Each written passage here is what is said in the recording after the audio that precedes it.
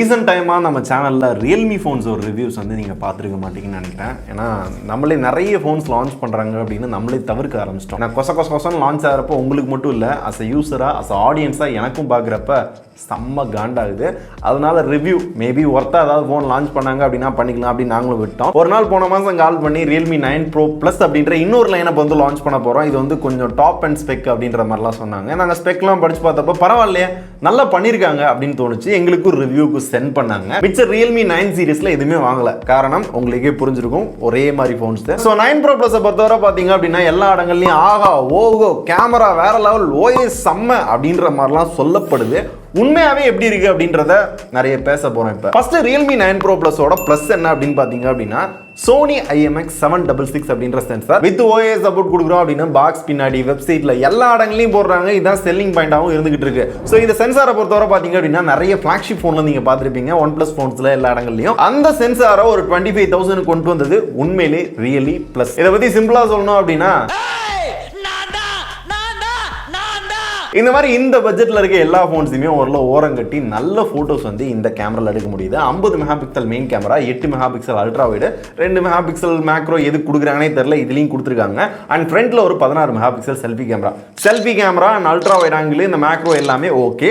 ஆனா அந்த main camera சூப்பரா பெர்ஃபார்ம் பண்ணுச்சு. போட்டோஸ் எல்லாம் பாக்குறப்ப செம்மையா இருக்கு. அப்புறம் என்ன கேமரா நல்லா தானே இருக்கு அப்படின்னு கேட்டீங்கன்னா அங்கதான் ட்விஸ்ட் வைக்கிறாங்க. இந்த சென்சாரை சும்மா கொடுக்கல, OIS சப்போர்ட்டோட கொடுக்குறோம் அப்படின்னு காலரை தூக்கி விட்டு சொல்றாங்க. OIS அப்படின்னா ஆப்டிகல் இமேஜ் ஸ்டெபிலைசேஷன். இந்த OIS என்ன பண்ணும் அப்படின்னு கேட்டீங்க அப்படின்னா சென்சார் இருக்குல்ல அதுவே 4 ஆக்சிஸ் 3 ஆக்சிஸ் அப்படின்ற மாதிரிலாம் கொடுத்துருப்பாங்க. நம்ம ஒரு போட்டோஸ் வீடியோ எடுக்கிறப்ப பாத்தீங்க அப்படின்னா ஏதாவது நம்ம கையில ஒரு ஷேக் இருக்கும்ல, அந்த ஷேக்கை அந்த சென்சாரை கண்டுபிடிச்சு அதுக்கேத்தாப்புல பாத்தீங்க அப்படின்னா ஸ்டேபிள் பண்ணி கொடுக்கும். சிம்பிளா சொல்லணும் அப்படின்னா இதுல OIS சப்போர்ட் கொடுத்துருக்காங்க அப்படின்னு பரவாயில்லையப்பா ரியல்மி கொஞ்சம் கொஞ்சமா முன்னேற்றத்துக்கு போய் இருக்காங்க அப்படின்னு தோணினாலும் இதோட வீடியோவை நீங்களே பாருங்க. சத்தியமா இந்த போன்ல தான் எடுத்தேன். எந்த அளவுக்கு ஷேக் ஆகுது அப்படின்றது உங்களுக்கு தெரியுதா? ஒரு சின்ன கம்பேரிசனோட OIS இருக்க இன்னொரு போனோட கம்பேர் பண்ணி வீடியோ எடுத்தோம் அப்படின்னா Realme 9 Pro Plus எந்த அளவுக்கு ஷேக் ஆகுது அப்படின்றது நல்லாவே தெரியும். சும்மா நடந்ததுக்கு இதுக்கெல்லாம் பாத்தீங்க அப்படின்னா இந்த அளவுக்கு ஷேக் ஆகுது. அப்போ OIS கொடுத்துருக்கேன்னு சொல்லி நம்மள ஏமாத்திட்டாங்களா அப்படின்னு கேட்டீங்கன்னா அதுவும் கிடையாது. ஆக்சுவலா மேட்டர் என்ன அப்படின்னு பாத்தீங்கன்னா போட்டோக்கு மட்டும்தான் அந்த OIS இருக்கும், வீடியோவுக்கு வெறும் EAS மட்டும்தான். ஆக்சுவலி மாத்தி கொடுத்துருக்கணும்,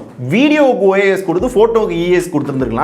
ஏன்னா யூசுவலா போட்டோஸ் எல்லாமே ஈஸியா எடுத்துடலாம். ஆனா வீடியோ தான் பாத்தீங்க அப்படின்னா நடந்துட்டுலாம் எடுக்கிறப்ப அந்த ஷேக்லாம் இருக்க மாதிரி இருக்கும். ஸோ இதை Realme இன்னும் கொஞ்சம் தெளிவா சொல்லி இருந்திருக்கணும். எங்க சொன்னாங்க அப்படின்னா the main camera comes with both optical image stabilization for photos and electronic image stabilization for videos. பிரீஃபிங்ல மட்டும் சொன்னாங்க, அவங்களோட வெப்சைட்லயோ பாக்ஸ்லயோ எங்கேயுமே சொல்லல. அபார்ட் ஃப்ரம் திஸ் இதை தவிர பார்த்தீங்க அப்படின்னா அதே மாதிரியான டிஸ்பிளே தான், AMOLED display, 90 Hz refreshing rate, இது எல்லாமே பார்த்தீங்கன்னா காமனாக எல்லா ஃபோனில் இருக்க மாதிரி தான் இதுலையும் கொடுத்துருக்காங்க. And in display finger print sensor வருது. இந்த இன் டிஸ்பிளே ஃபிங்கர் பிரிண்ட் சென்சாரில் பார்த்தீங்க அப்படின்னா ஹார்ட் ரேட்டை மெஷர் பண்ணுற மாதிரி ஒரு புது ஆப்ஷன் வந்து கொடுத்துருந்தாங்க. அது அந்த அளவுக்கு அக்யூரேட் இல்லைனாலும் ஏதோ புதுசாக ட்ரை பண்ணுறோம் அப்படின்ற மாதிரி ட்ரை பண்ணது கொஞ்சம் ஒரு இன்ட்ரெஸ்டிங் ஃபீச்சராக இருந்தது. ஃபோன் பார்க்கறதுக்கு பார்த்தீங்க அப்படின்னா ஃபுல்லி கிளாஸ் பாடி மாதிரி தெரியும். ஆனால் முன்னாடி மட்டும் கார்னிங் உள்ள கிளாஸ் 5 கொடுத்துருக்கோம் அப்படின்றத கன்ஃபார்ம் பண்ணியிருக்காங்க. பின்னாடி கிளாஸ் தான் பிளாஸ்டிக்கான்னு சொல்ல, மேபி கிளாஸ்டிக்கா இருக்கலாம். ஸோ குவாலிட்டி வைஸ் பார்த்தீங்க அப்படின்னா சென்டர்லையும் பிளாஸ்டிக் தான் யூஸ் பண்ணியிருக்காங்க.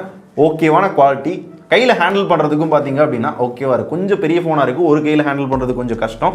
வெயிட்டை பொறுத்தவரை பார்த்தீங்கன்னா 183 கிராம் இருக்குது. அண்ட் டிசைன் புதுசாக சொல்கிறதுக்குலாம் எதுவும் இல்லை, இப்போ எல்லா ஃபோன்லையும் இதே மாதிரி தான் கொடுத்துருக்காங்க. இதுலேயும் இதே தான் இருக்குது. அண்ட் 4200 mAh பேட்டரி, அதை சார்ஜ் பண்ண 60 watt fast charging support, battery யூசேஜும் அதே மாதிரி தான். காமனாக இப்போ எல்லா ஃபோன்லையும் ஒரே மாதிரி தான் இருக்குது. பர்ஃபார்மன்ஸுக்கு சிபியூவில் பார்த்தீங்க அப்படின்னா MediaTek Dimensity 920 5G ப்ராசஸர் வந்து கொடுத்துருக்காங்க. 5G பேண்ட் வந்து எக்கச்சக்கமாக இருக்குது. இது ஸ்னாப்டிராகனில் எந்த ப்ராசஸருக்கு ஈக்குவல் அப்படின்னு பார்த்தீங்கன்னா இந்த 20 to 25,000 வேற என்ன ப்ராசஸர் இருக்கு, Snapdragon 778G, அதுக்கு கொஞ்சம் கீழேன்னு சொல்லலாம். ஸோ கொஞ்சம் முன்ன பின்ன இருக்கும், அதுதான் கொஞ்சம் பெட்டர். இருந்தாலும் இந்த ப்ராசஸருமே பார்த்தீங்க அப்படின்னா நல்லா தான் பர்ஃபார்மன்ஸ், கேமிங்க்கு நல்லா தான் இருக்கும் அண்ட் நார்மல் யூஸ்க்கும் நல்லா தான் இருக்கும். ஸோ ப்ராசஸருமே பார்த்தீங்கன்னா இப்போலாம் ஒரே மாதிரி தான், முன்ன பின்ன கொஞ்சம் ஆண்ட்ராய்டு ஸ்கோர் எல்லாத்துலேயுமே பர்ஃபார்மன்ஸ் இன்க்ரீஸ் பண்ணியிருக்குன்னு சொன்னாலும் லைட்டாக தான் டிஃப்ரென்ஸ் தெரியும். அந்த மாதிரி தான் 900க்கும் 920க்கும் லைட்டாக தான் டிஃப்ரென்ஸ் இருக்கும். So performance wise okay. இதை தவிர வந்து டால்பி அட்மாஸ் கொடுத்துருக்காங்களா, சவுண்ட் குவாலிட்டி செம்மையாக இருக்குமா, ஓகே நல்லா இருந்துச்சு. சிங்கிள் ஸ்பீக்கர் கொடுக்காத வர சந்தோஷம். That's it. இந்த ஃபோனில் இவ்வளோதான் கொடுத்துருக்காங்க. ஸோ இந்த ஃபோனோட என்ன ஒரு ஒப்பீனியன் அப்படின்னு பார்த்தீங்க அப்படின்னா ஆல்ரெடி இந்த நம்பர் சீரியஸில் 3 ஃபோன் இருக்குது, இப்போ 4வது ஃபோன் ஆகிட்டாங்க. நிறைய ஃபோன் வந்துக்கிட்டே இருக்குது. அதை தாண்டி பார்த்தீங்க அப்படின்னா அந்த மிஸ்லீட் பண்ணது எனக்கு பிடிக்கல. அதை தெளிவாக வந்து வெப்சைட்டில் பாக்ஸில் எல்லா இடங்களையும் போட்டிருக்கணும். அதை வச்சு வியாபாரம் பண்ணுறது கரெக்ட் இல்லை அப்படின்னு தோணுது. அதே மாதிரி ஃபோட்டோஸ் நல்லா இருக்குது, பாசிட்டிவ் அப்படின்னு பார்த்தீங்க அப்படின்னா quality wise design wise use பண்ணுறதுக்கு பார்த்தீங்க அப்படின்னா குட், அதெல்லாம் வந்து பாசிட்டிவ் தான். மித்த ஸ்பெக்குமே ஓரளவு டீசெண்டாக இருந்துச்சு. அந்த டூயல் டியூவல் ஸ்பீக்கராக இருக்கட்டும், அந்த இன்டிஸ்பிளே ஃபிங்கர் பிரிண்ட் சென்சராக இருக்கட்டும், ஆல்வேஸ் ஆன் டிஸ்பிளே, இது எல்லாமே பார்த்தீங்கன்னா ஓரளவு காமனாக ஓரளவு நல்லா தான் பண்ணியிருந்தாங்க. ஸோ இதை பேஸ் பண்ணி வாங்காது நீங்கள் பார்த்துக்கோங்க. ஸோ பேசிட்டே இருக்கும்போது பார்த்தீங்க அப்படின்னா கரண்ட் போயிடுச்சு. ஸோ இயற்கையே என்ன சகுனத்தை காட்டுது அப்படின்றத புரிஞ்சுக்கோங்க. Just kidding. ஸோ முடிவு வந்து உங்கள் கையில், அதை நீங்களே எடுத்துக்கோங்க. அடுத்த வீடியோவில் பார்க்கலாம். டாடா.